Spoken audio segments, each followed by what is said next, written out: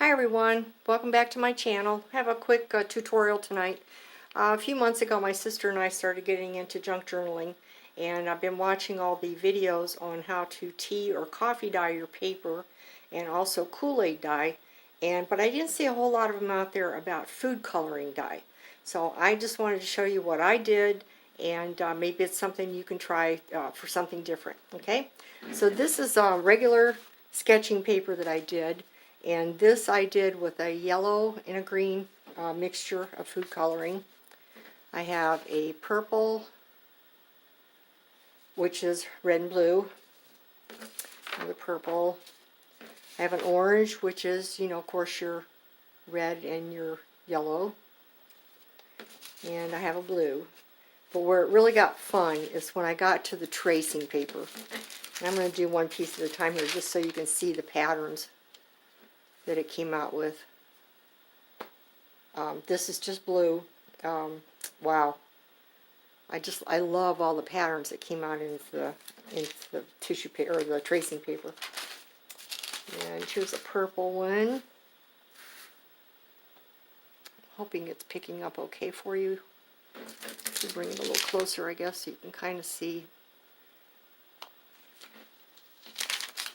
And then I did a yellow and green, or yellow and green, so I got the lime green coloring, but just the patterns are just wonderful. And then there's an orange, which is your red and yellow again. And another purple, because that's my favorite color. So now I'm going to show you how I did it.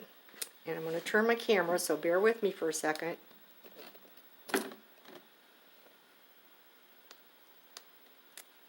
And what you're going to need is, I use one of those throwaway tablecloths, like $1.99 at the dollar store.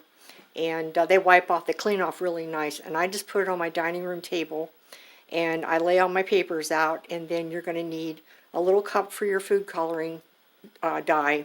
You're going to need your food coloring and some water, some paper towels, and a nice big wide brush. Now, I know a lot of them, the people who've done other videos, they bake their paper in the oven or whatever. I just leave mine to dry on the table overnight, and the next morning they're dry, and they're really cool. So I'm going to show you how I do this, and just bear with me here.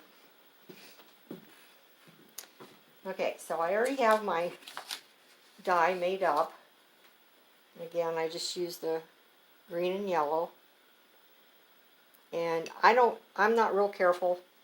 I just kind of slop it on like this. I mean, you can do brush strokes if you want to, it just depends on what kind of pattern you want.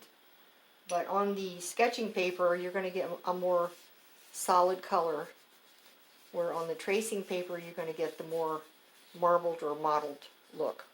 Okay, so there's the, and one thing about when you're working with food coloring, it gets on your fingers. And the only thing I've found that really cleans it off good is Comet. Unless you want, colored fingers for a few days. Okay, so now we're going to do the tracing paper. And it goes on pretty nice on this because it's a nice smooth paper. Whoops. Uh-oh, I'm going to have green fingers now. Come on. Flatten out. Thank you.